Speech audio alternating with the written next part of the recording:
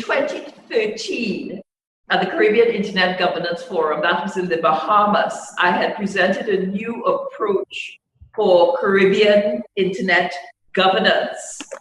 And I will be talking about what I'll be expanding on what we discussed at that point, and also getting the feedback from the community of stakeholders who are here at this point in time to really fine-tune and crystallize this new approach. By way of introduction, the CTU is an intergovernmental organization. It was established by CARICOM heads of government in 1989, and our primary areas of focus are, right, yes, back one. ICT, harmonized policy formulation, capacity development, regional ICT project coordination, Caribbean representation, and we also serve as an industry watch. Now, in 2005, we were approached by the Deputy Secretary General of the CARICOM Secretariat, and she requested that the CTU address all matters of internet governance on behalf of CARICOM.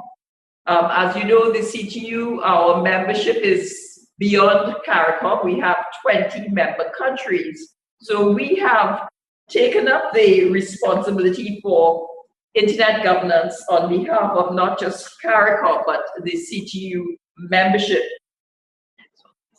And this is how the internet governance activities in the Caribbean currently operates, right? So I call it the mechanics of Caribbean internet governance. And the CTU, we do a lot of mobilization of stakeholders. We convene the Caribbean Internet Governance Forum every year, and we're now in the 13th year. And coming out of the Caribbean Internet Governance Forum, this community of diverse stakeholders have crafted our Caribbean Internet Governance Policy Framework. I suspect it might be the only one in the world. And this document, it's a living document. It's now in its third edition. And the CTU has taken on the role to implement the policy framework. So a lot of our activities are geared towards implementing the things that are specified in the Caribbean Internet Governance Policy Framework. I want to make a distinction here at this point in time that the policy framework is not the work of the CTU, it is the work of the Internet Governance Forum here in the Caribbean, right? And since policy formulation is part of our work, we have taken the Caribbean Internet Governance Policy Framework and we have put it into the CTU's processes so that this document would have been approved by the highest decision-making body within the CTU, the General Conference of Ministers. So we do the mobilization, we convene the Caribbean ICGF, and we implement the policy framework. And another thing that we have tried to do is representation of the work that we do in the Caribbean at international internet forum. So this is how things currently work, and we hope it is for the benefit of all stakeholders across the region. So these are the sort of things that the CTU would have done over the course of from 2013 2005 to 2017. As you know, we were in the 13th year of the annual Caribbean IGF. We've done 4 ministerial seminars on internet governance. We've done 23 internet governance sessions in 18 different Caribbean countries. We co-hosted the South School on Internet Governance. We've done 6 workshops on internet governance, technical and policy issues. We have an online CIDF forum. We have, as we said, we have the harmonized Caribbean Internet Governance Policy Framework. We've done 18 workshops in 14 Caribbean countries on internet exchange points. We've done many workshops on IPv6 adoption. We are struggling. This is an area that I confess we're struggling with, the whole issue of content creation, indigenous content creation. And of course, new business models for the internet economy. We've done some workshops on those things, but a lot more needs to be done. And I want to mention also, remember this coming out of the WSIS, this Caribbean Internet Governance Forum precedes the global United Nations IGF. And consequently, it's the global community did not see us for whatever reason, because we were in front of them in a certain sense. I don't know how else to put it, but so it's only now that we are building relationships with some of the United Nations, some of the global structures that are being established now for internet governance. But I would like to say very, very early in our career, this internet governance path, we've had the unswerving support of organizations such as ARIN, LACNIC, ISOC, and ICANN. They have stood with us over the course of this journey and enabled us to do what we have been able to accomplish between 2005 and 2017. And as a result of this work, we can point to some achievements. There's certainly a greater awareness and understanding of internet governance issues.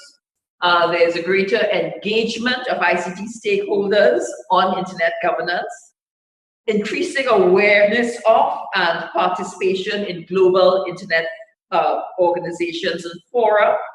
There has been an improvement in critical physical internet infrastructure, the 12 IXPs, and of course IPv6 awareness and this adoption. I need to say that I failed to mention 2 other organizations that have been standing with us: Packet Clearinghouse and Congress WBN.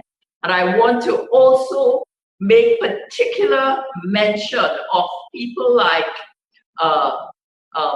Carlton Samuels, Jacqueline Morris, Dev Tilak Singh. His name was called this morning, it's just gone completely from me. Our friend, he was the chair of the GAC, yes, and others who have been involved in this process for Tracy Hatchell, sorry, for a very, very long time. And they have consistently supported these the Caribbean Internet Governance Forum and the work that it has been doing. But there's a lot more to be done. And certainly we need to accelerate the pace of what we have been doing. We do not have the luxury of time and sitting back, and the world is moving ahead at a phenomenal pace. So there is a need for definitely accelerating the pace of the advancing our Caribbean Internet Governance agenda. So next slide, please. we've identified a number of challenges based on the mechanics of how the Caribbean Internet Governance Forum has been working. And remember, we are primarily, the CTU is primarily an intergovernmental organization. And what we found was there's a insufficient attention to and visibility of internet governance issues at a national level. And we have to remember too, our primary members, who are the governments of the region, they are changing every few years. And it's a case of constantly bringing this notion of internet governance to their attention and engaging them in a way that spurs action at the level of the governments. Then we found that, yes, we do a lot of work on the ground, but our reach, the reach of the CTU as an implementing organization, it's limited, and that we are unable to impact on a national level the way that we would like to. And of course, we have found, and I'm speaking specifically here to our government stakeholders, there may be a lack of capacity or organizational strength to really benefit, to take advantage of the work that is being done at the regional level. And then, of course, the dearth of skills and weak pathways for advocacy. How do you might have a number of people who are interested in internet governance. How do they get their views? How do they translate what they see needs to be done into action? So there are weak pathways for advocacy on internet governance issues. So consequently, we recognize there's a certain disconnect in terms of what we are doing at the regional level and what's happening at the national level. And of course, I've mentioned this insufficient capacity of persons working in the area to represent their countries and their regions at international forums. And consequently, you have this core of people. I think it's certainly increasing now, like the Devs and the Jacquelines and the Carltons, who are carrying a tremendous burden, trying to represent the region and participate in a process. And of course, our partners, they also are doing their interventions in the region, but these are largely uncoordinated, so that there is a sort of scattershot approach to the whole issue of internet governance in the region. And I'm not saying this is not a criticism, this is just a reality of what we're seeing, because we are some of the people doing the interventions as well. So there is a need for coordination, and there's a need for harmonization, because our countries are at different levels of development, of sophistication, and we need to move forward as a harmonized region so that we're all going down the same road and we're all facing the same direction, right? So these are some of the challenges that we found when we did a sort of critical review of what was happening in the area of internet governance. Next slide, please. So this slide shows where we are at this point in time. This is the from, and this is what we would like to migrate to. So on the left-hand side, we see the CTU supporting the Caribbean Internet Governance Forum and doing the consultation, mobilization, trying to do capacity building, planning, execution, monitoring there. But this, we need to accelerate the work that is happening at this time, and we want to move to a situation where we have a foundation that is dedicated to internet governance, of which the CTU will be one of the critical stakeholders. So we want to establish a non-profit foundation that is going to support the Caribbean Internet governance process. And associated with this foundation would be the national IGFs. And the foundation is going to be responsible for convening the Internet Governance Forum every year. And it will also be responsible for proliferating the establishment of national IGFs and also to support their development and receive their inputs so that they work. It's a sort of symbiotic relationship, so that at the end of the day, you have this coordinating foundation that is going to accelerate the work of the Caribbean Internet, of Caribbean Internet governance. Now you see in this particular slide, we have CTU as being just one of the many stakeholders. And I want to say it's not that we don't like what we're doing, but because we are primarily, our primary members are governments, people tend to sort of look at us and say, well, this is actually it happened. It has happened in the past.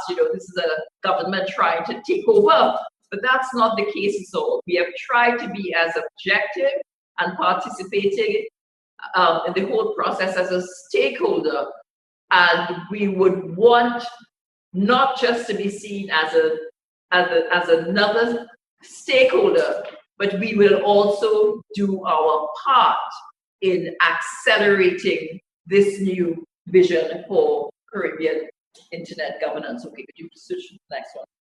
Right, and this is sort of what the Internet Development, Caribbean Internet Development Foundation would look like.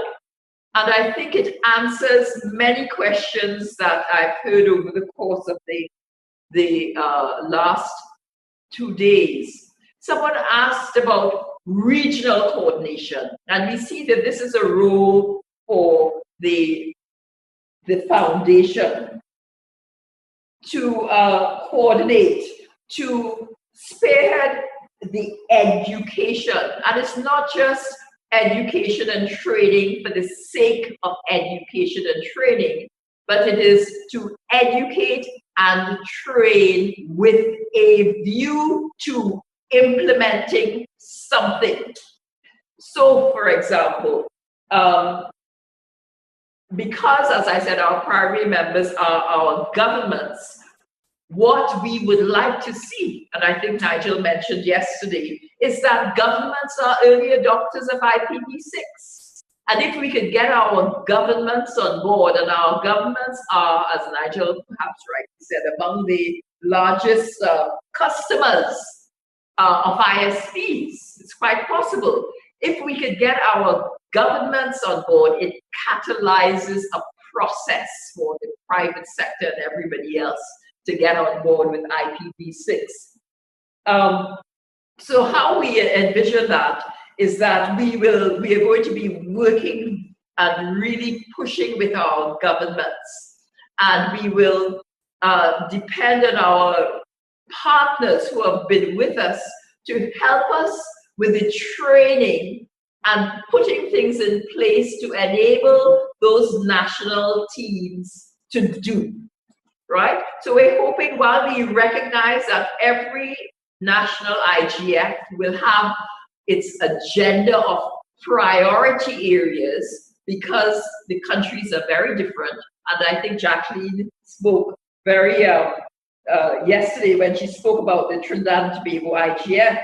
She was very clear that they are priorities that they've identified.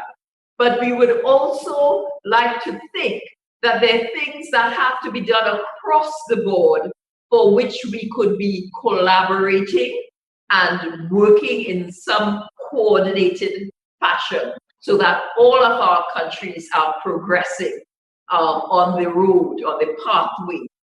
And one of the things that we have found exceedingly beneficial is if that we could work, if not the whole Caribbean, let's start with a sub-region of 4 or 5 countries.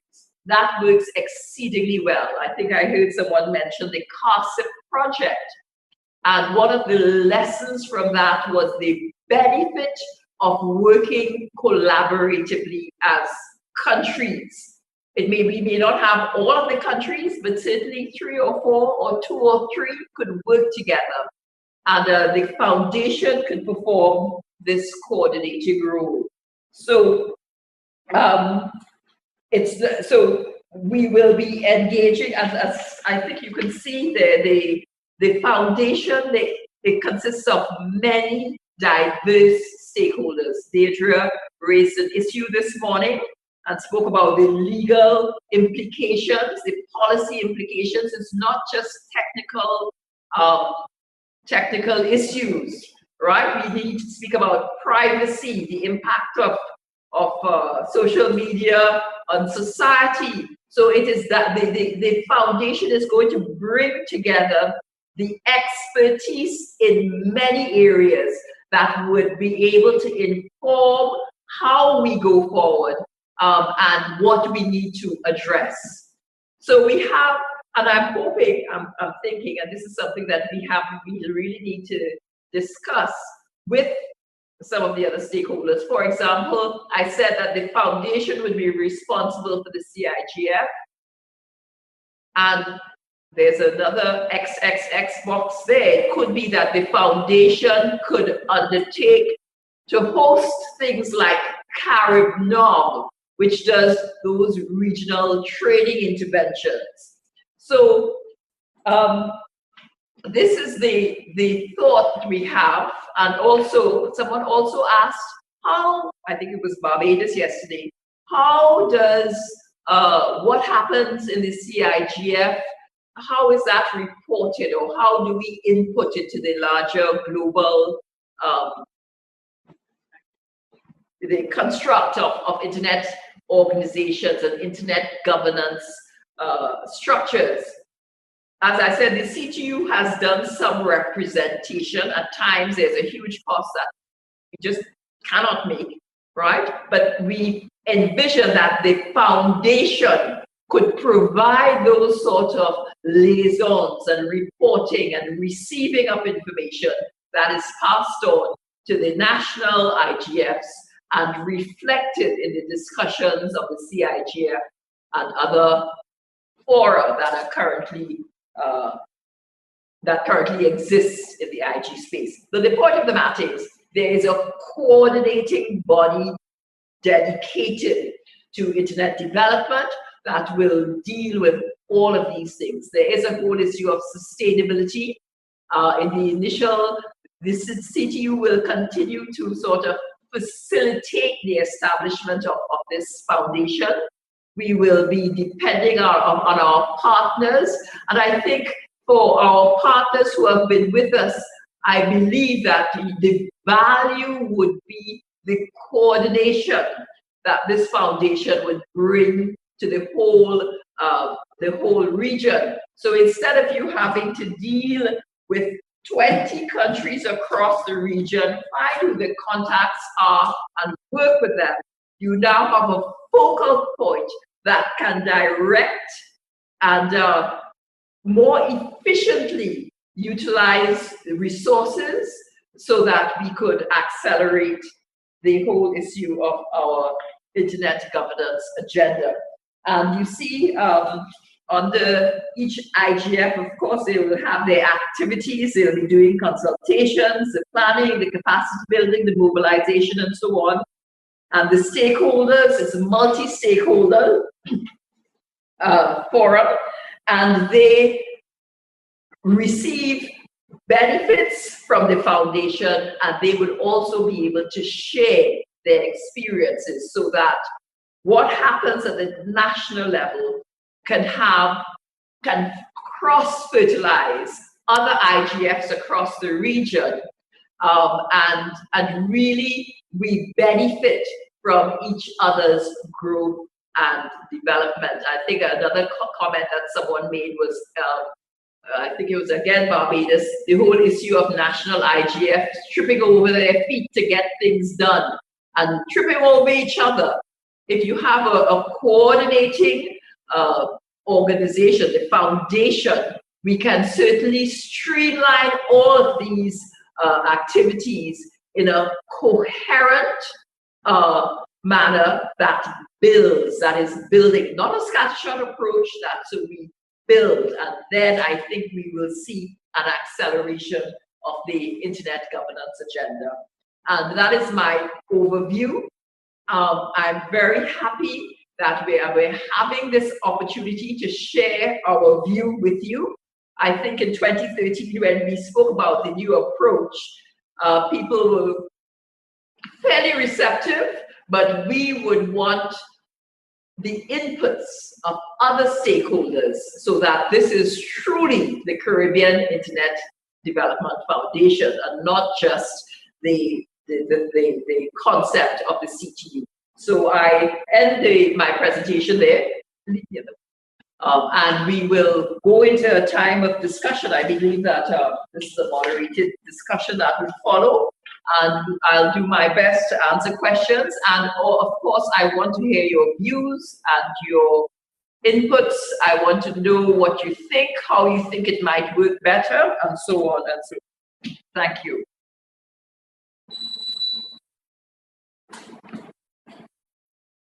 Please leave up that slide while we are discussing, so that we will have it in front of you. Okay, I'll open the floor now to comments on the presentation. We can have it.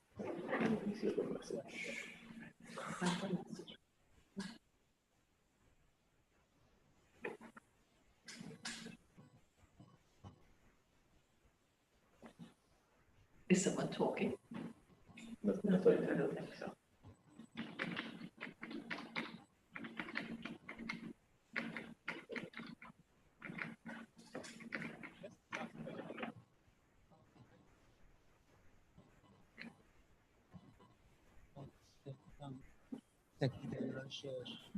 Where would groups like the TTMAG, the National Multi-Stakeholder Advisory groups like us, where would those fit in?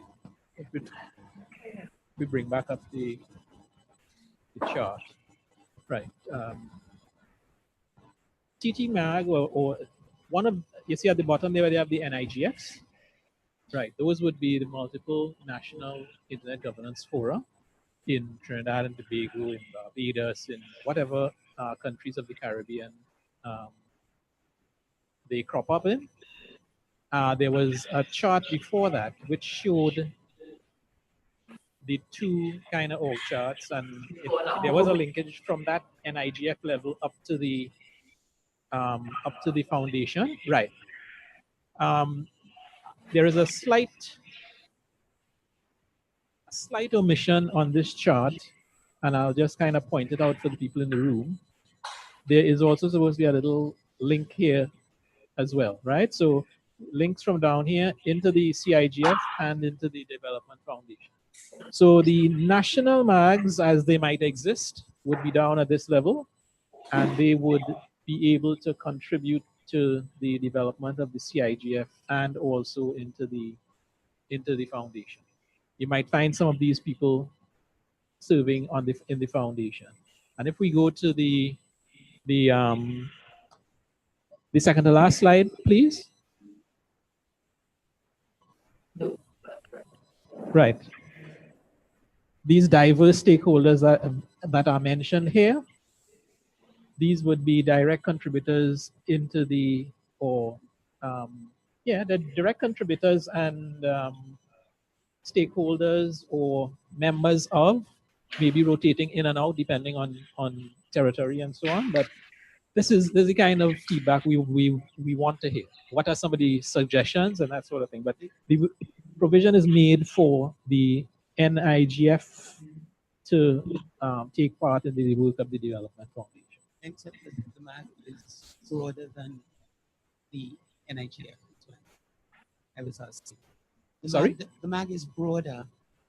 The IGF, like the TTIGF, is a portion of the MAG. Yes. MAG has a broader focus. Right. So if we have a focus in other areas, we would be able to fit in that way as well as via the IGF. Well, certainly this is meant to be an enhancement of the management of the IGF process, right?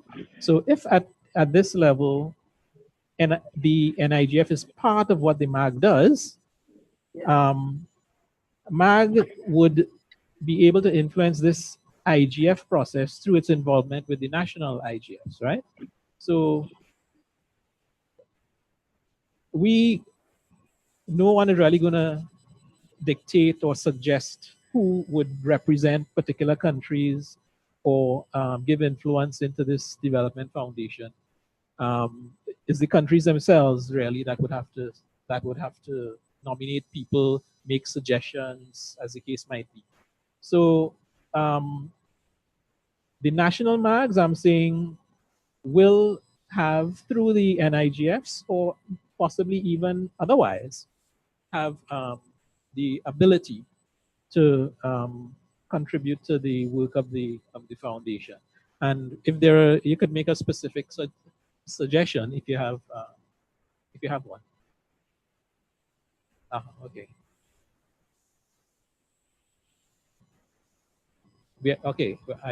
We have one online from Barbados. All right, let's get an online comment. I note Rudy here in the room, and I think I saw Albert as well. No, I saw somebody around this side. Okay, so let's go online, and we'll start with Barbados.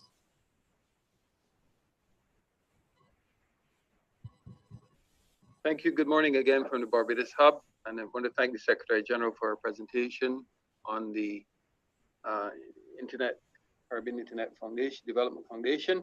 Just a few comments from us. We feel that the foundation should include a definite and clear focus on building up the technical community within the Caribbean.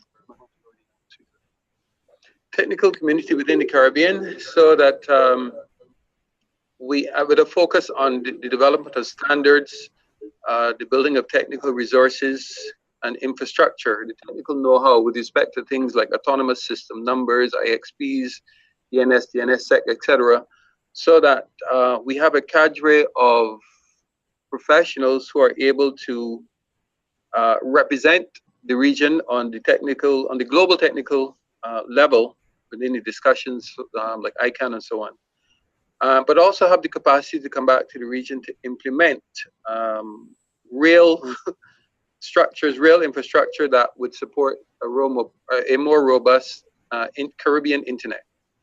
We also had a question with respect to how the foundation would be staffed. Are we looking wholly and solely at volunteerism, or is it envisaged that it would be staffed at some level where it can receive the sort of attention that this kind of work, the scope and scale of this of the objectives would dictate that I think there be someone at least permanently employed to advance the objectives. And also the financing models, we weren't quite clear on how it was intended that this would be financed. So I will stop there. Thank you. All right, thank you. Maybe I should stop here too and see if the SG wants to comment on anything that has gone on, or questions raised so far. Definitely. No, I'm sorry. The first comment, I don't think we heard it clearly, but I understand that, yes, Trinidad and Tobago is saying that the MAG is, the IGF is a subset of the MAG. Fine. We're not dictating who is going to represent the interests of the countries at the foundation. Right. So that's the first thing. Rodney, good to hear from you. The whole issue, the objectives, we posted, I don't know if you had the opportunity to see it, but there is a document that captures the objectives, and the whole issue of training is one of the main objectives of that document. It also speaks to cultivating a class of people who could represent the region at international fora. And all of that has to do with trading. We will have to trade, because you know how it is sometimes when you go to these meetings, it sounds like Greek, and it's just way above our heads. My first ICANN meeting I was left in shell shock. Some of the issues that were raised, just way beyond our comprehension. So a lot of work has to be done in cultivating and training the kind of expertise, not just to represent, but to do the work. And I mentioned earlier, it's not just training for the sake of training. It is training geared to enable people to implement across in their countries, in their companies, in their environment. And to the extent that we could coordinate this training across the region and schedule it and plan it in a way so that you see meaningful progression coming out of the training.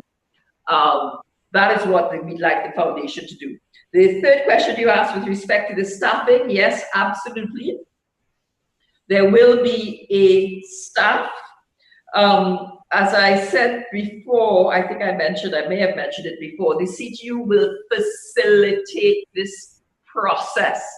And the time will come when we will just take hands off, because the thing has been established and grounded and functioning as it should. With respect to the sustainability in the document, it does speak to sustainability. We are asking some of our partners to support this work. And as time progresses, we envision, as you build capacity, we heard of there are real opportunities in this environment for new sources of revenue, new types of revenue streams. And those are things that we would like the foundation to point to, that after the national IGFs, just by virtue of the benefits they receive from the foundation, we would like them to make some sort of contribution to its sustainability. And that's how we envision the whole issue of sustainability being addressed. There is a section in the document, in the concept, that speaks to sustainability. I think I've covered everything, all of the issues that were raised thus far. So yes, I could take it from there. Yes, indeed, and we should recognize that the partners are at present making contributions by way of sponsorship. So if we have a foundation that is coordinating the work around the Caribbean, we could probably find that they might also be disposed to make their contributions through the foundation. Rudy, I will defer to the remote participant from St. Vincent. I don't think we've heard from them for the duration. So if St. Vincent could take the floor now, please.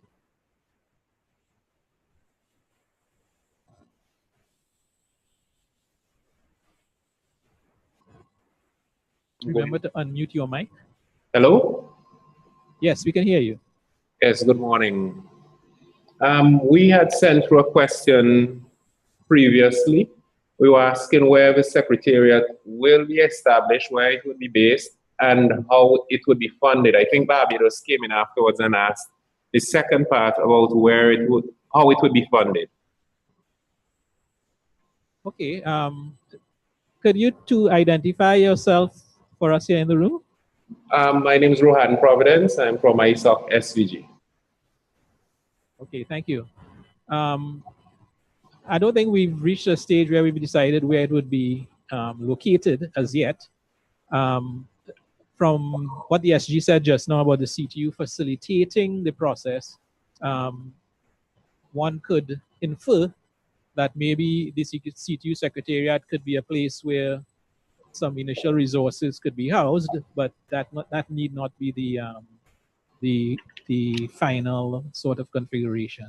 But there is no specific provision or suggestion as yet as to where the foundation would be located. And I think she did address the question about the funding. About the funding. So let me hear from Rudy. We have one last question. Will this be adopted at the ministerial council so that we could have policy backing? Could you repeat that, please? We're asking if it's going to be adopted at the ministerial council level so that we could have policy backing. It's an interesting question. Maybe not, given that this is more a multi-stakeholder type of undertaking. What might have policy backing at the CTU ministers level might be government's role in this, right? Government is a stakeholder. Government could decide to support it to the extent that they might feel is appropriate. So if it is that we can get a harmonized view from our member governments that, yes, we want to support this and support it to this or that extent, I think that would certainly help facilitate the foundation and its sustainability. But yeah, I would say it's not a requirement that the foundation as a whole get the blessing or the approval of, it doesn't require really the approval of any specific stakeholder because it's a team effort. Okay. Thank you. Yes, she wants to respond to that as well. Yes, Nigel. I just want to add to what Nigel said. And because the governments are one of many diverse stakeholders, and that's why we are looking to establish this as a not-for-profit foundation. It sort of creates that distance that I think is necessary. Now, as I said, the CTU will be a stakeholder in the foundation.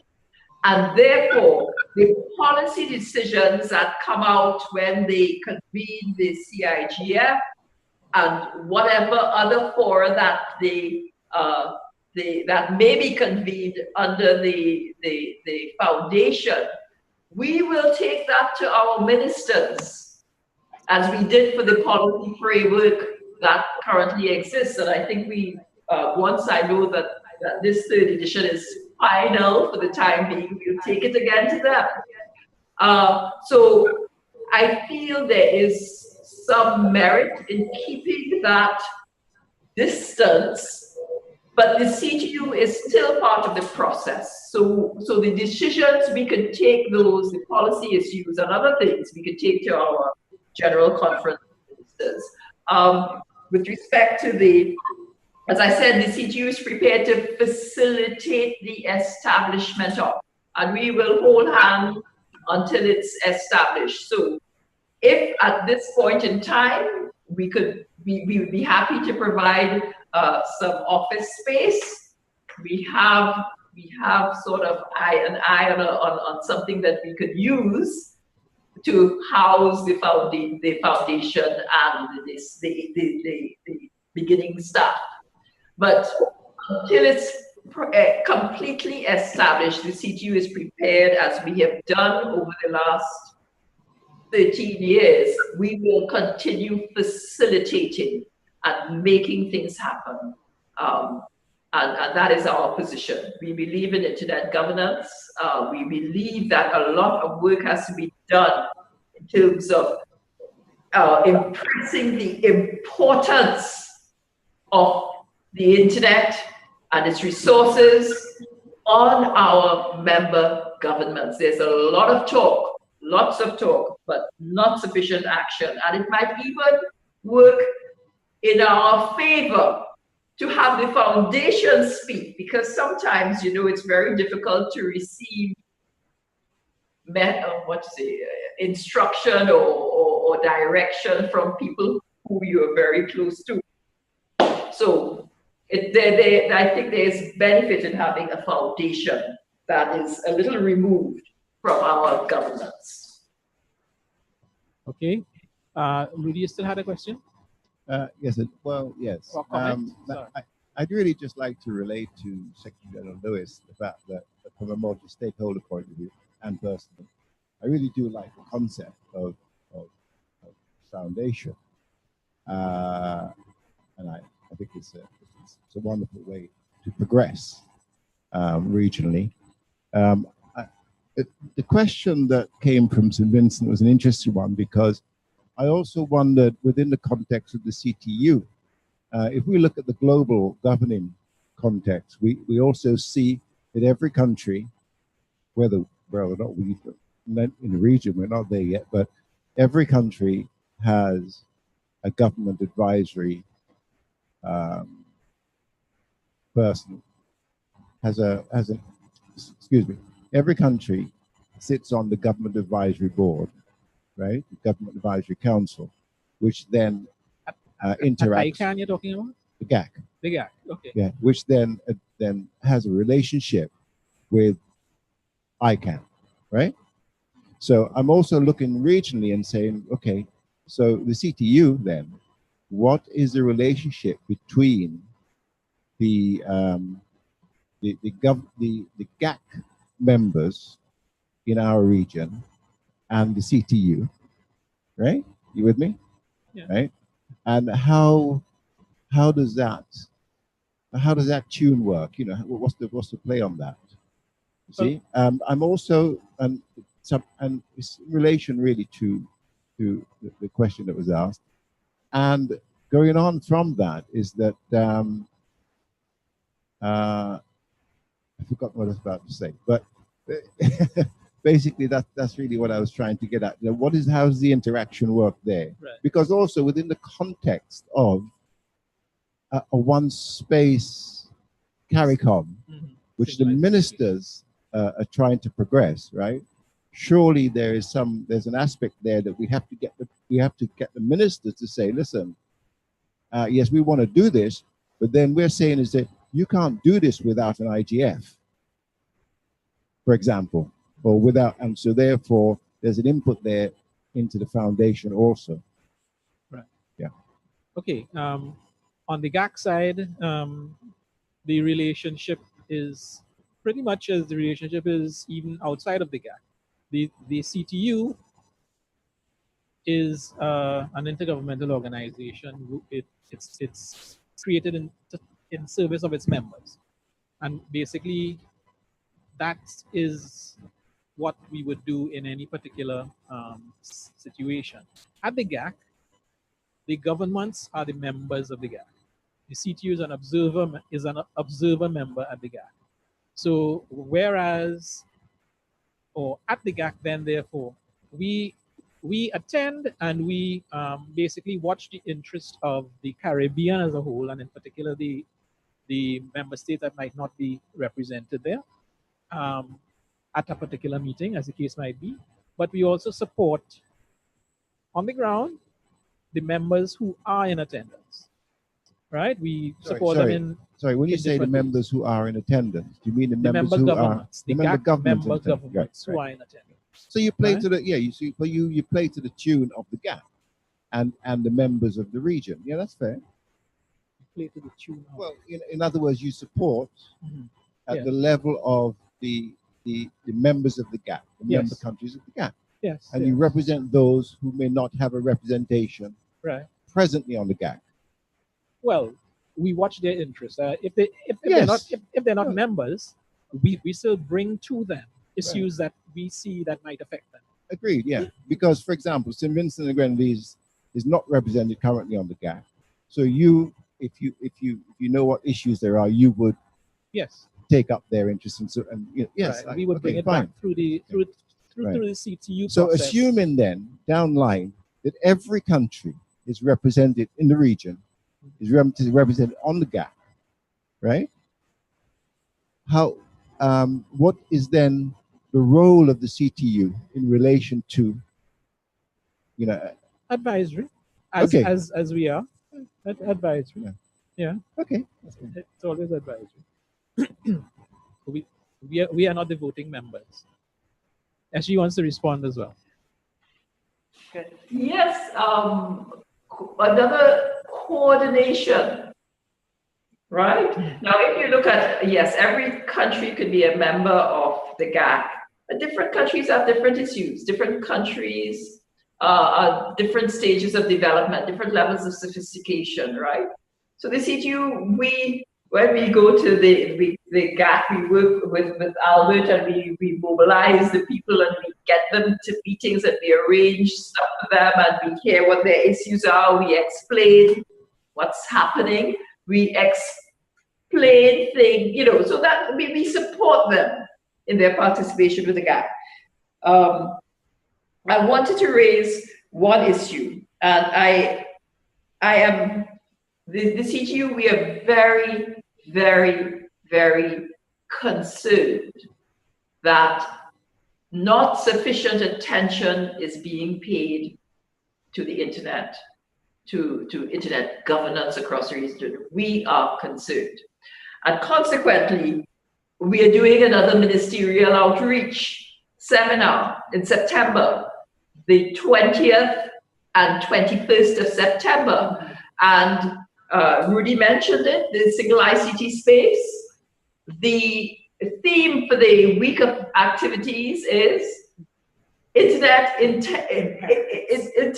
imperatives for the single ICT space. Because I don't know if it is because the ministers are not there long enough. It's like 5 years or less. We've changed a lot of ministers in a fairly short space of time. And every time you change a minister, you have to go and start that process again of education and pointing to the importance of the internet and its resources and why we need to pay attention and why we need to be at the GAC, not the GAP. And these are things that we're very concerned. And as I said, all of this week coming up in September is dedicated to raising the awareness of the governments of the significance of the internet and what they want to do and how they want to progress and how they want to grow the economy and how they need to diverse the economy and the failings of what we call internet service and the impact it's having on entrepreneurs and business and civil society.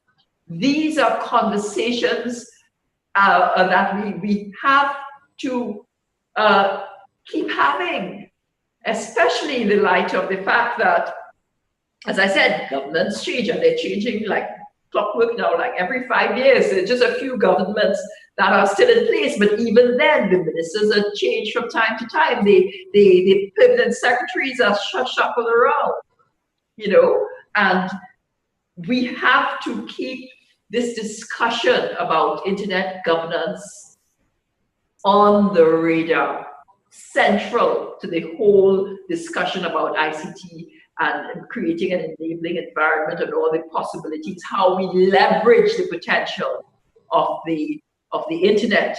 This, and we are committed to it, this has to be done.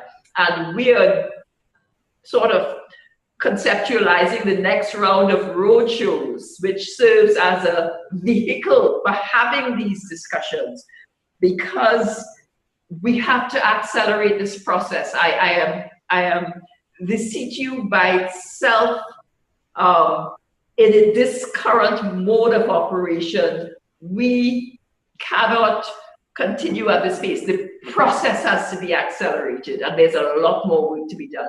Yes, the CTU has a very small staff, and we're very nimble, and I'm proud to say, you know, we're very, very nimble. We're very resourceful. We dream up things to make things happen. But the kind of thrust that is necessary at this point in time we cannot carry that. We would really need to have a foundation that is dedicated, and it's going to lift the burden of a lot of other players if we can have a facility that is dedicated to these sort of interactions. And the education, capacity building, they are just vital to the whole process. And we see this as a truly multi-stakeholder endeavor. And, so my question is, Rudy said, yes, he likes the idea. Is this an idea supported? And we brought it to the community because this is about our community. And we cannot do anything for the community without the community's involvement and endorsement for it. So this is why we brought this to the table. And we hope to get some feedback from you in terms of how we can make this happen or better or more efficient. We just want your feedback. Thank you. I'm taking 2 comments from the floor here shortly, but while I do that, I want to address the internet partners in the room in particular. You would have seen in the presentation that there is a role envisaged for the internet partners to play in this foundation. Please consider whether such a role is compatible with your own rules of engagement, such that if not, we would know upfront and maybe could try to take a different tack, right? So let me go by. I saw Deidre before, Deidre before Ria. Thank you very much, Deirdre Williams Solution. First of all, the name of this institution, the proposed institution, is the Caribbean Internet Development Foundation. So my jumping off place is there. When I did my homework last night, on page 2 of the document, in paragraph 3, challenges, the CTU has noted that in spite of the success of the work of the CIDF and the significant investments in information and communication technologies in the region, in many countries, there is little evidence of commensurate internet-enabled socio-economic development. Yesterday, we spoke about e-commerce. I think our group did, certainly this group did, in the workshop yesterday afternoon. The lack of, obviously there's progress. Ashel's advocacy group that she told us about yesterday, various other groups like that, Civic, where people talk with each other about IG issues. But you said something, Nigel, about depending on territory, but my observation of the way e-commerce works, the way internet contributes to development, is individual by individual, not necessarily in any particular place. And these individuals aggregate into some sort of success story for the location. In St. Lucia, the internet has been a waste of time, I would suggest, because we see shops closing, because we see people losing their jobs. And they're doing that because other people, or even themselves, have an alternative. So is the intention of your development foundation to look also into these e-commerce issues? Perhaps it's time to think about a single ICT space in a different way. Not what happens in St. Lucia, what happens in St. Vincent, but what happens to Ashel and her advocacy group. What happens to a young man I taught in St. Lucia who's made a great success of an internet facilitated photography tourism business? another young woman in St. Lucia who makes leather sandals and sells them online. This is the sort of information that needs to be spread and shared. And if I don't know if it is envisaged that that also will have a place in the Development Foundation. And yesterday, lots of us said the CTU should. I think we should stop saying that. I think we should start trying to think from we can, or we might be able to. Thank you. Ria? Ria Yorching. A couple of points and observations. Number one, SG, congratulations. This is an extremely strategic move. Congratulations to your team.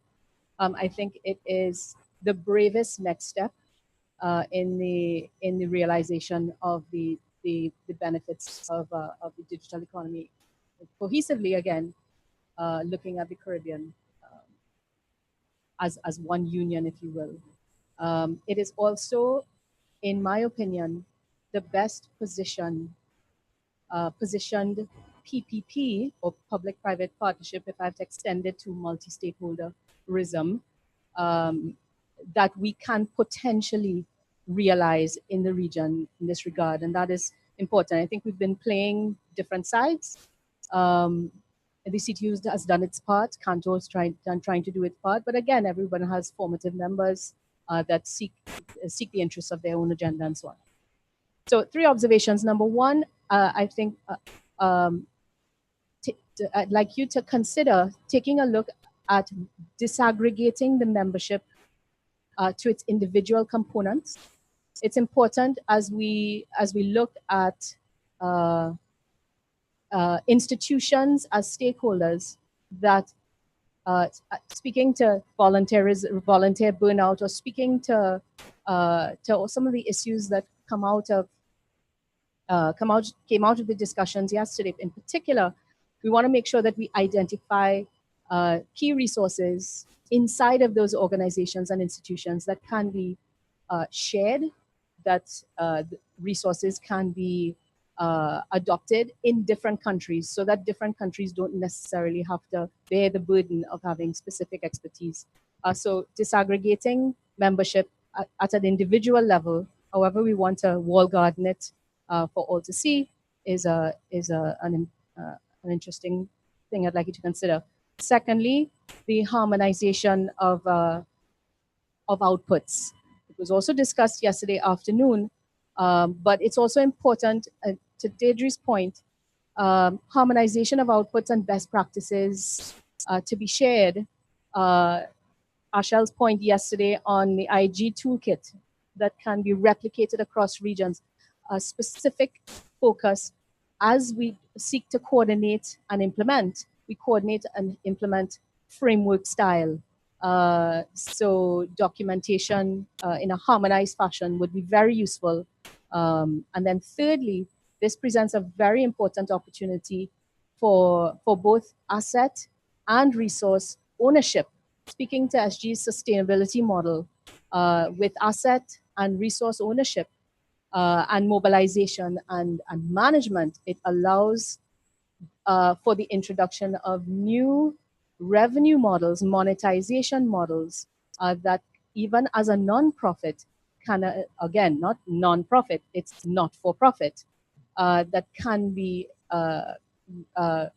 reintegrated for the accelerated advancement of other initiatives. Okay, thank you. Ash, you want to comment on anything in the last 2 speakers? From the last 2 speakers? Interventions.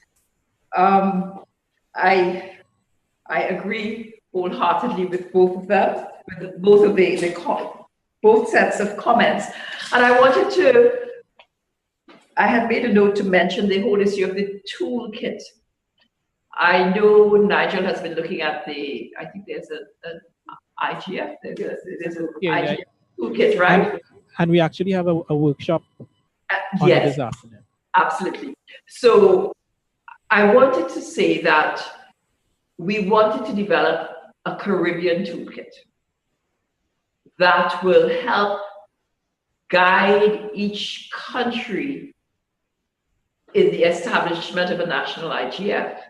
But the success of the Caribbean IGF has been as a result of the CTU taking up the role of implementing agency, so that we need to develop mechanisms for us that enable us. Yes, we will have our national IGF, we will discuss and we'll have a good talk and raise the issues, but somebody has to implement at the end of the day.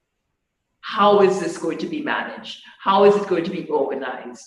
There are different aspects. It may not be one implementing body, but several bodies that are geared to dealing with very, very specific things, right? So that has to be taken into consideration. And also the whole issue of sustainability, yes? And we at the CTU, at the level of the CTU, the governments have to be members of the national IGF. And that whole issue of sustainability is a critical one, right? And I mentioned weak pathways for advocacy. When you decide something, how do you now get that as something actionable by your government, if it has to be done by the government? So these are things that, and I think when you have your workshop on the toolkit for a national IGF, these things absolutely must be discussed. And if we could develop a template and a framework so that it's not like reinventing the wheel every time, that is what we want to do.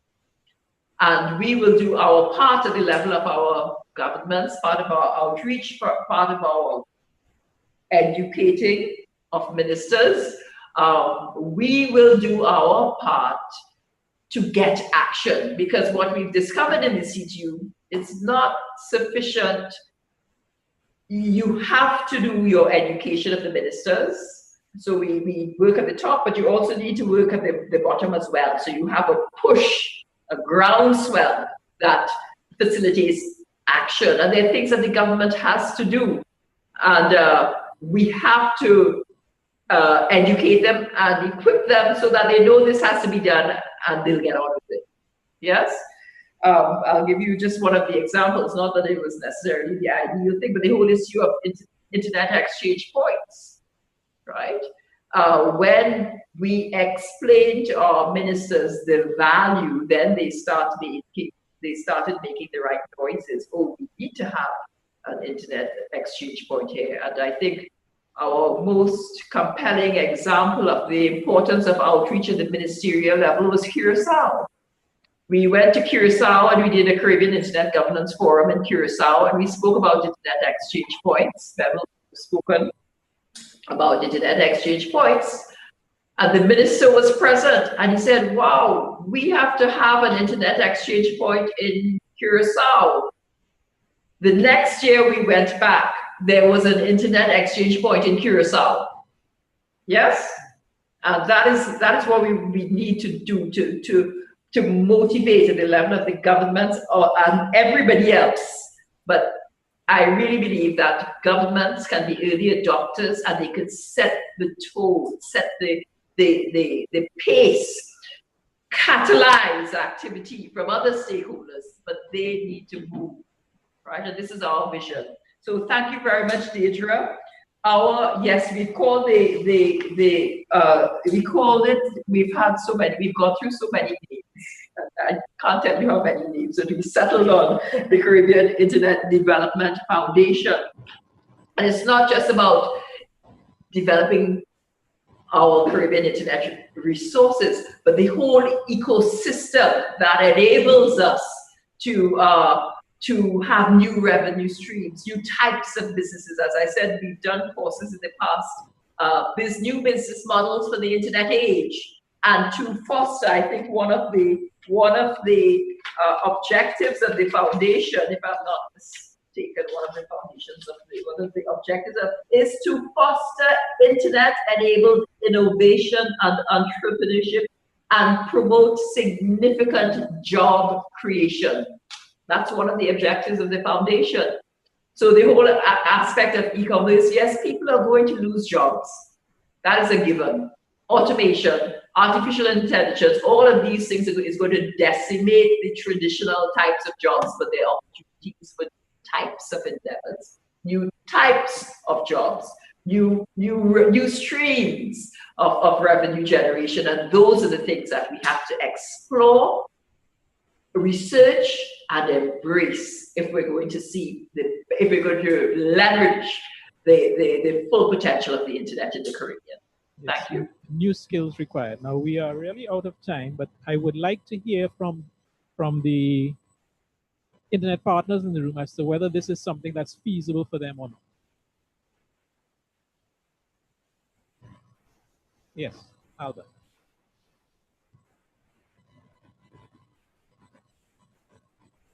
Knowledge technology. So Albert Daniels, ICANN, and again in response to your request, the objectives of this foundation are clear, and they tie in several respects with the objectives of, in my case, ICANN.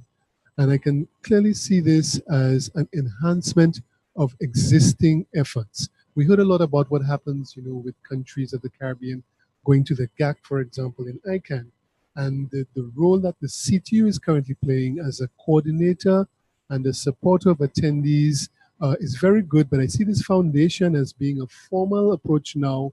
Anytime there's an ICANN meeting, to ensuring that there's that coordination of a sort of Caribbean participation, for example, in ICANN.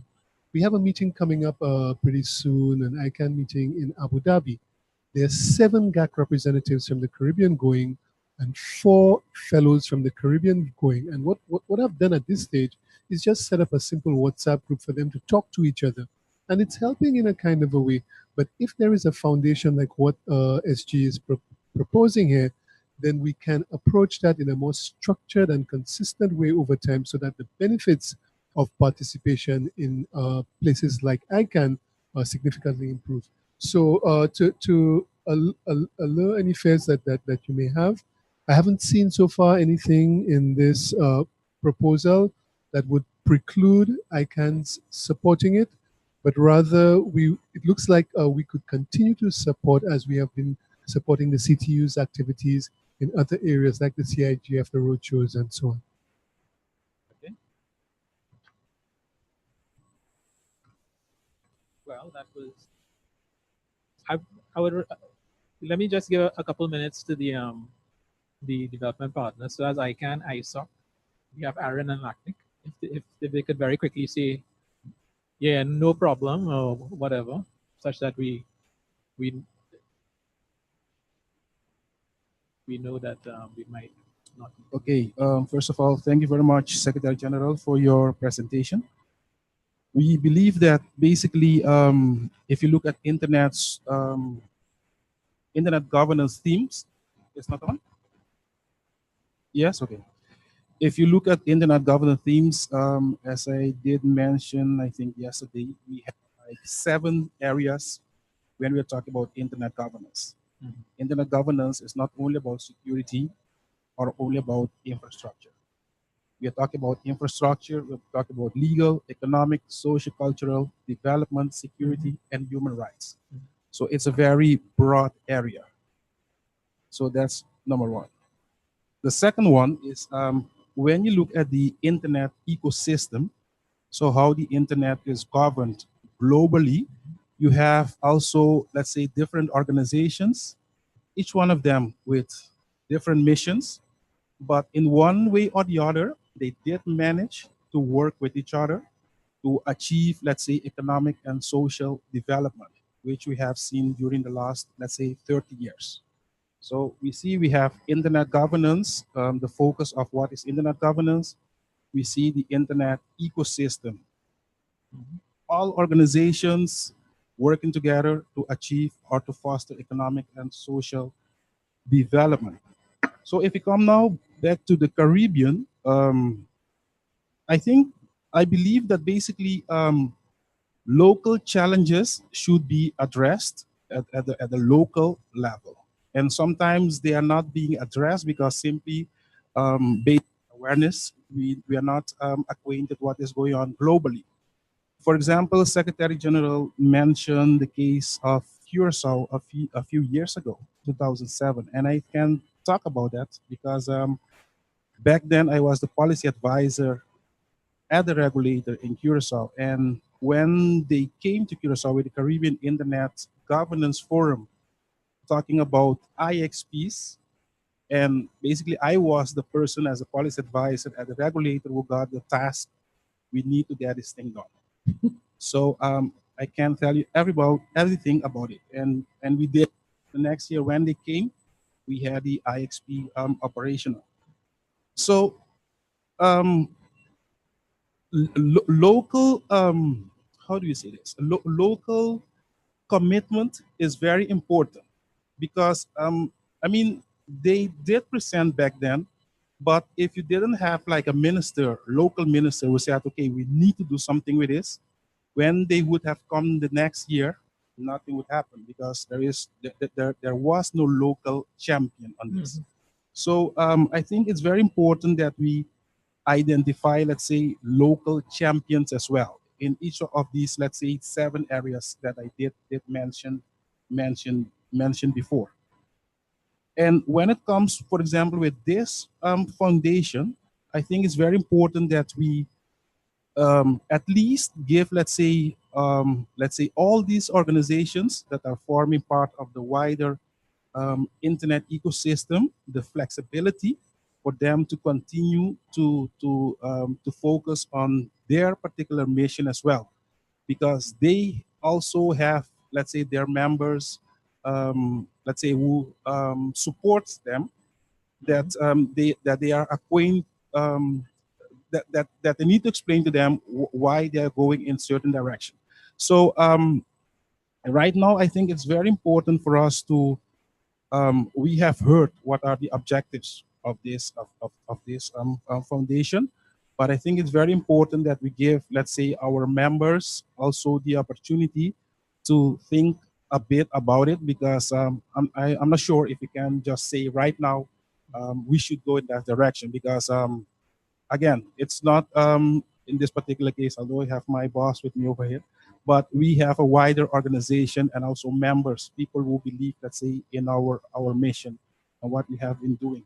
So, and again, the focus, the key area that I would like to focus on is the flexibility for organizations to continue to do what they have been doing, but through collaboration. We believe that the internet is what it is today based on collaboration. So we are not going to discuss that.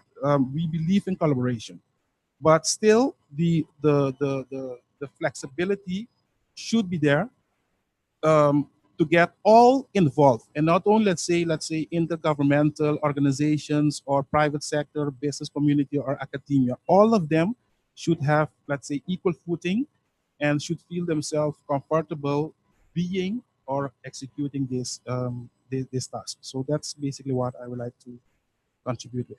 Thank you. Thank you. Yeah.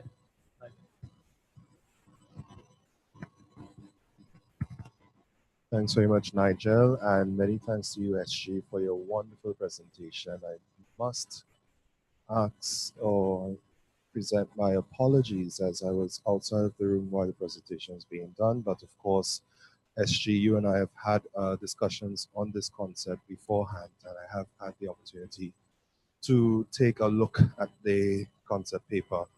And I would say that LACNIC is indeed very amenable to supporting the objectives. They are quite noble objectives that we would like to support. I do somewhat concur with some of the comments Sherman had made in terms of where there are some issues that need to be addressed in certain areas, and therefore it should be addressed in those areas. In particular, local challenges need to be addressed locally. I would also say that one of the things, which is just my personal observation, is that I was hoping to see a bit more of elaboration of the functions and the governance of the structure. compared to the aims and the other objectives that were stated. Because as Shannon had mentioned as well, I think flexibility is very key in this endeavor. One of the things that we should be very appreciative of is that I'm not sure if this obtains in other regions, but I think we have one of the best collaborations of internet organizations in the Caribbean between ICANN, ISOC, ARIN, LACNIC. We see each other almost all the time, much more than our family members. And we work regularly with the CTU to support Caribbean internet development. And I think that is something that is significant. It's not a small feat, and it's something that should certainly improve. I cannot state today that LACNIC will be in support of this as it is because, again, a membership-based organization, this is something that we have to take to members and we have to get their views on. But I would say that the aims are something that the objectives are something that we do endorse, and we would like to continue discussing this in the future. Okay. And let's hear from Aaron before we take another one.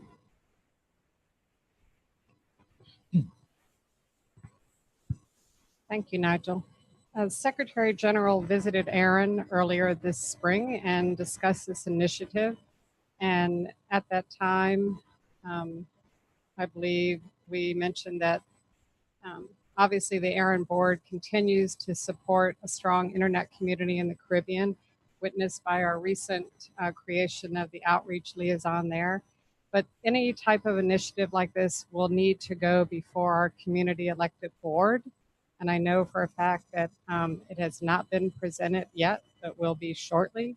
So I'm sure they'll be discussing it. And I feel that in the meantime, Aaron will continue to offer the support we have been giving in the past. And, we'll see what the board says. Okay, excellent.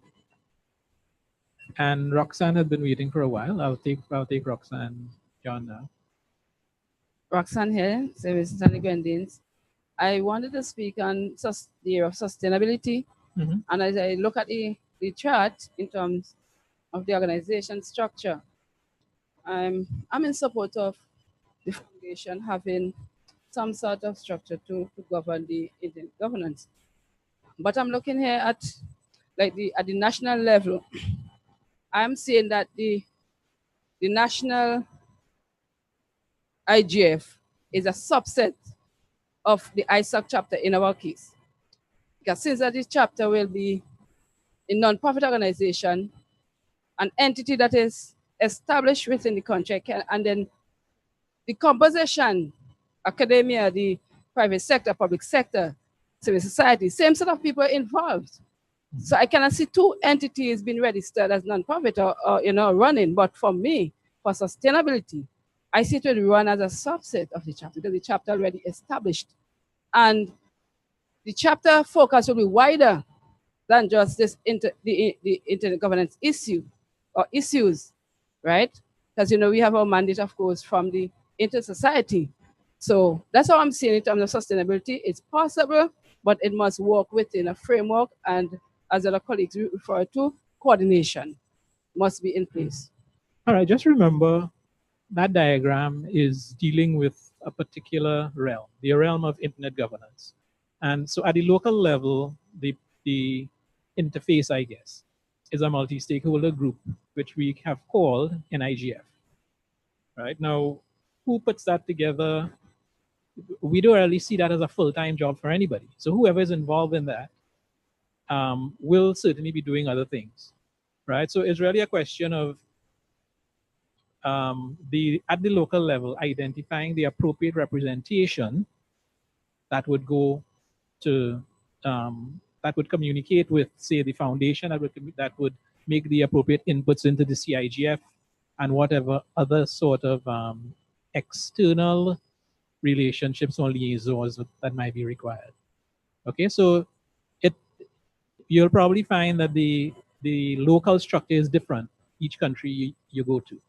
But is the idea of what we're trying to do is coordinate the internet governance efforts or thrusts or policies and that sort of thing. So the people who are involved with them, this structure is meant to set up a means for them to be communicating. And the foundation is meant to be a coordination function that we're still working out how would have to be supported by the members of the community. SG, anything you want to add based on what you heard from the partners or Roxanne there just now? Right, absolutely. I heard Sheridan and Kevin and Susan. Absolutely, we recognize that you have to go back to your boards. That's not an issue with us at all. Organizations, partners will have the flexibility. We recognize that you would have your mandate and your areas of focus and the things that you would need to address. That is fine. That is not an issue at all.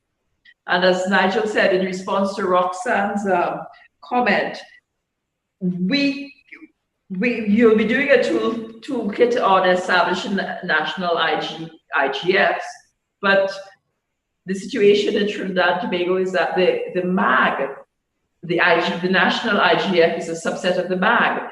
So we understand now from what Roxanne said that the national IGF is a subset of the ISOC chapter.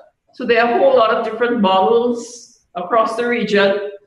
But at the end of the day, we would like the agency best able to represent the views to be part, to work with the foundation. And this is how we see it. And one of the aims of the foundation is really to help in the establishment of national IGFs. So we can't dictate from country to country how that body of that multi-stakeholder body is going to be put together. We can't, but we need to have a relationship with each country of the region if we're going to be moving together, going down the same road and facing the same direction. Any comment on the governance measures? Is there any more information that could be had now? Well, I think when we share this, we wanted to bring it to the community first. Mm-hmm. Get some ideas. Right, okay. Yes, we wanted to get the inputs of the community. We are taking steps to actually have a foundation registered. Some of your inputs now, we're going to feed into that document, which we already sent it to our lawyers for first pass, but we needed to hear from the community. So we're going to, I take it that there's consensus that this is perhaps the best way of accelerating our internet governance agenda across the region. So we're going to proceed with that. The details, we have our ideas, we have some idea of the structures of governance and so on and how it will work. That will be communicated with the partners and the communities in the coming days. Weeks? Days. I have Selby here. So we're just at Selby and Sergeant and Richard. Yes, but we really, my point is we have to step up our game. We have to increase implementation. I think we are in danger of being left behind. Not that we are, just by virtue of not advancing fast enough. Yes? Right. And some of the work of the foundation, I think I didn't mention it, but it's in the document. I don't mean to take up things like DNSSEC, anti-spam, those sort of things, enhancing the value of national IXPs, job creation, content creation. Those are things that I think the foundation would be able to advance. Deirdre's point about e-commerce and so on and so forth, those are things that the foundation can comfortably do that I don't think that the CGU can do without killing its staff.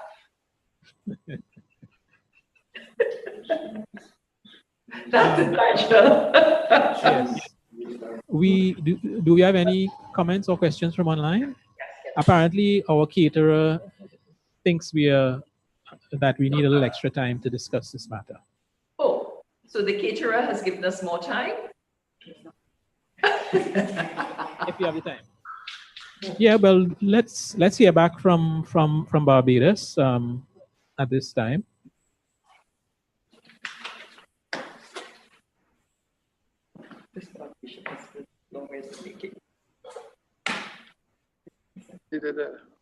Hi, good afternoon. Thanks again.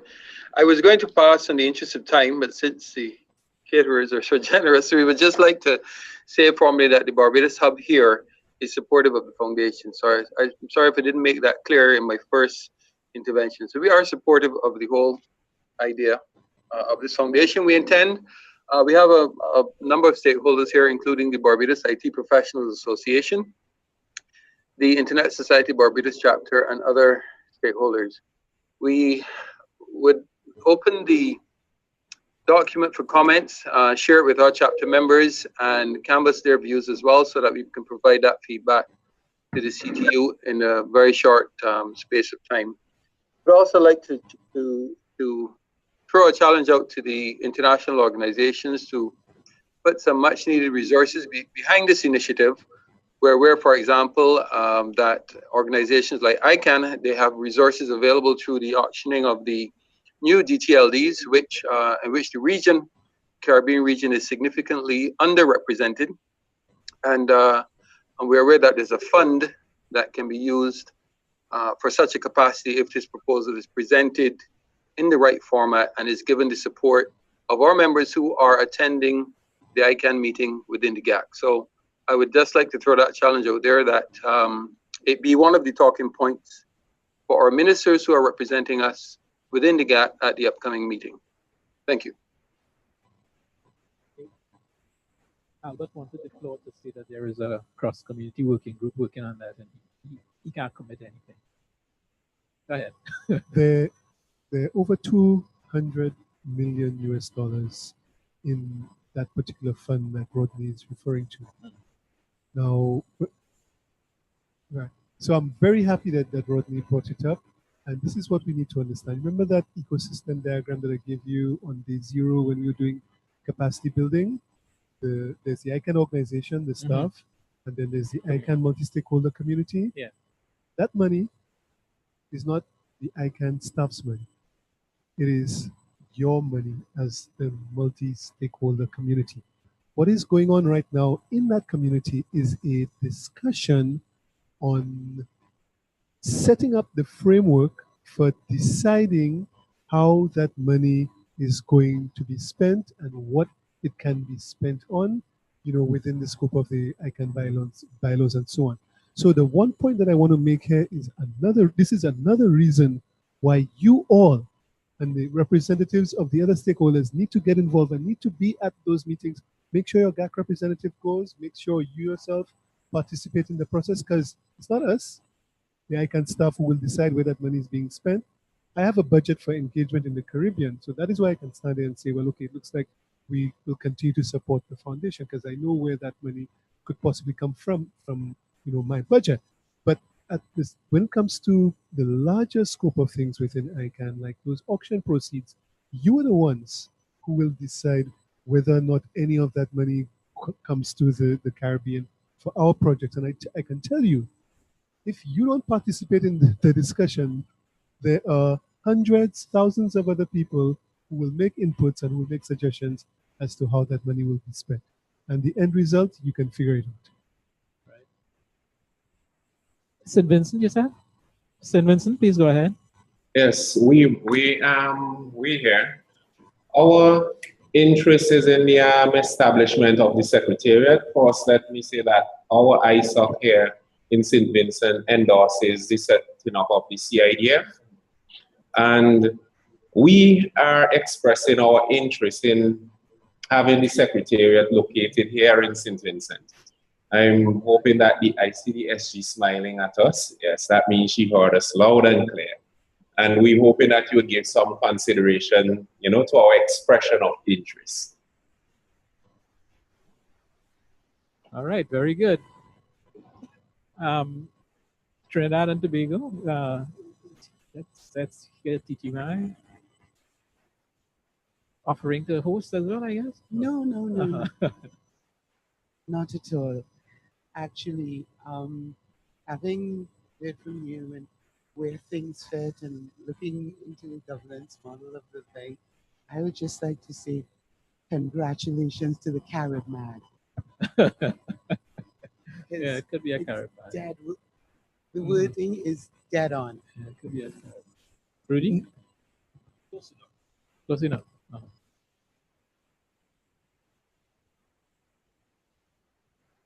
A little clarification here. How do you what do you envisage the relationship between the foundation and the global IGF as a organizational structure? Well, as the diagram showed, remember there was the foundation and there was the Caribbean Internet Governance Forum and the linkages to the NIGFs, right? So essentially the intention is that the national IGFs would get stronger and make their inputs into the Caribbean Internet Governance Forum, and we develop Caribbean harmonized positions, right, which would be represented at the global IGF. Right? So it's not the foundation as a part of the hierarchy, really, because that whole IGF structure is really more for idea generation and discussion and policy, maybe policy development, as the case might be. Okay, because what I have in my mind here is that I'm still going back to the one space CARICOM, okay? Mm-hmm. Now, we have all these ministers and the complications of the political rhetoric and everything else going on at the regional level, right? We do not know what the solution is going to be, right? Mm-hmm. But we do know that there are global and regional structures, right? Mm-hmm. Already in formation and already working when you consider the internet as a tool, as a social, as a social construct, Mm-hmm. right? So, what are those ministers going to be doing with something that is owned by a community of users? Because they can only work, I'm suggesting, Mm-hmm. within the concept of the sort of the government imperatives and how they interact with the global governance structure. So, if you get my drift, I would say it's two different worlds, right? Remember, it's two different worlds there, right? Because the CARICOM single ICT space, yes, is a government-based initiative, but it must have input from everyone whom government governs, which is the whole community, the private sector, and all these sorts of things, right? So what government is trying to do in that single ICT space is, yes, derive economic benefits and so on, but that is being managed more in the traditional multilateral space, right? Individual countries, individual governments trying to work together and so on. The people who are involved with the internet development, internet for development stuff, yes, government is one of the stakeholders. So government in this creating this single ICT space is looking to use the internet for its development purposes. Well, if that is so, then they ought to give the foundation a subvention. Well, they are a stakeholder in it. Of course, right? and they are a major policy stakeholder too. Yes, they are a stakeholder in it, and right. I mean, through the CTU, we can make those recommendations. And well, you're in a perfect place to make them, and indeed, you know, we've solved it. Indeed. Right. Are we ready? Okay. All right, folks. I think I want to thank everybody for the contributions, the inputs, the feedback. It's all, I think, going towards a good cause for us to develop an appropriate way forward that we can make sustainable with respect to internet governance around the Caribbean. If one looks at the CIDF as compared to other IGFs around the world, it's really different in the sense that I don't know that there's any other place where maybe something like an intergovernmental organization has been convening in a in a benign atmosphere, you know, where we're not really suspected of having any ulterior motives and so on, right? But having said so, as the SG said, and then based on this proposal, we figure it's time to move on to something even better. And your thoughts and contributions will be taken into account in the next phase, and we'll keep you all informed of the various things. So I understand that lunch has arrived, so we would be able to take our lunch break now. Let me look at my schedule.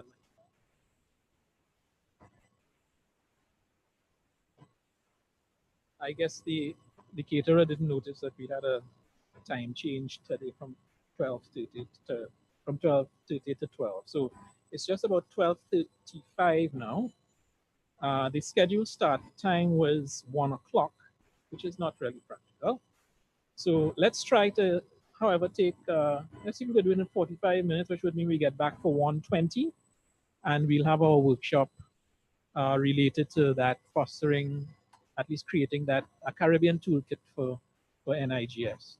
And as we go to lunch again, for the work for the week, I have to remember always to thank the sponsors, the Telecom Regulatory Commission and Flow here locally, and Google, ICANN, ARIN, LACNIC, ISOC, Facebook, and the IGF Support Association for all the support that makes it possible. So please enjoy your lunch, and let's restart for 1:20. Thank you.